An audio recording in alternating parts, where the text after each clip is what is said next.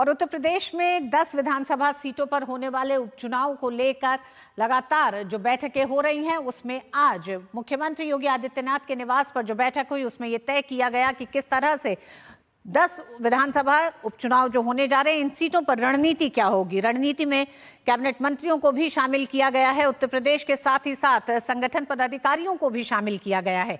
आइए देखते हैं किस तरह से 10 सीटों पर होने वाले उपचुनाव की तैयारियां हो रही हैं। साथ ही साथ भारतीय जनता पार्टी के बीच में जो तमाम बैठकें हो रही हैं, यूपी लखनऊ से लेकर दिल्ली तक, उस पर भी क्या रहा दिन भर का अपडेट।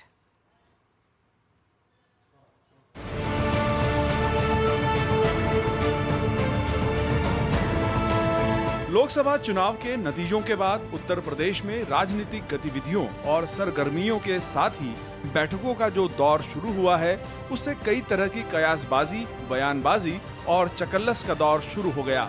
हालात यहां तक हैं कि सूबे के मुख्यमंत्री के किसी बैठक में हिस्सा लेने और मेल मुलाकात पर भी सूत्रों के कान खड़े हो जाते हैं और तमाम तरह की भ्रामक खबरें मीडिया में तैरने लगती हैं।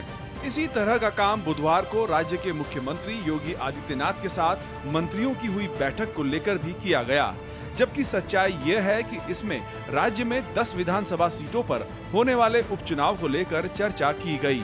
मुख्यमंत्री ने मंत्रियों से सप्ताह में 2 दिन उनके प्रभार वाले जिलों में रात्रि प्रवास करने के लिए कहा है। इसके साथ ही एक विधानसभा सीट की जिम्मेदारी संबंधित जिले के प्रभारी मंत्रियों के साथ 1-2 मंत्रियों को सौंपी गई है। इसके लिए मंत्रियों के 10 ग्रुप बनाए गए हैं।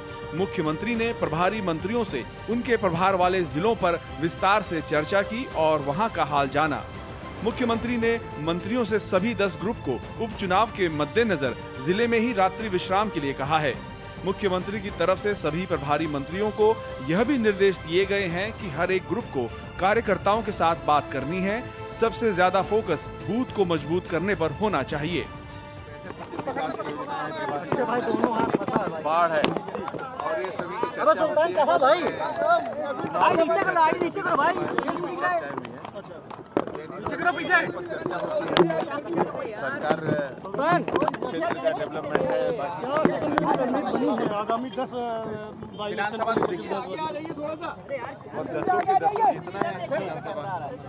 खबरों की दुनिया में रहने वाले लोग सबसे ज्यादा विवाद मुख्यमंत्री योगी आदित्यनाथ और उप मुख्यमंत्री केशव प्रसाद मौर्य के बीच विवाद पैदा कर रहे हैं। वो बार बार सरकार से बड़ा संगठन वाले उनके बयान को लेकर टकराहट का एक नैरेटिव सेट करने में लगे हैं, जबकि उप मुख्यमंत्री केशव प्रसाद मौर्य ने सोशल मीडिया साइट एक्स पर लिखा, सपा बहादुर अखिलेश यादव जी, भाजपा की देश और प्रदेश दोनों जगह मजबूत संगठन और सरकार है। सपा का पीडीए धोखा है। यूपी में सपा के गुंडाराज की वापसी असंभव है। भाजपा 2027 विधानसभा चुनाव में 2017 को दोहराएगी। मैं भी कार्यकर्ता हूं और कार्यकर्ताओं का सम्मान कहीं होता है। कार्यकर्ता आधारित पार्टी कोई है तो भाजपा है, तो कार्यकर्ताओं का सम्मान तो हम सभी करते हैं और संगठन और सरकार मिलकर के ही हम आगे बढ़ाते हैं। जो संगठन का काम है संगठन करता है, सरकार का काम है सरकार करती है, और संगठन और सरकार मिलकर ही हम आगे देश की और प्रदेश की विकास की रफ्तार को आगे बढ़ाने का। तमाम अफवाहों और भ्रम के बीच विपक्षी दल भाजपा पर हमलावर हैं। उनके लिए यह अवसर एक प्रकार से आपदा में अवसर साबित हो रहा है। लखनऊ में और सरकार में ये कमजोर पड़े हैं, इसलिए इन्होंने ध्वस्तीकरण का अपना फैसला टाला है। ये पूरा उपचुनाव के मद्देनजर ये सारे निर्णय हो रहे हैं। मैं समझता हूं कि पूरी तरीके से घबराहट परेशान है।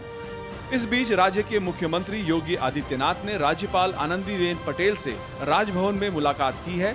माना जा रहा है कि विधानसभा के मॉनसून सत्र को लेकर ये मुलाकात हुई है।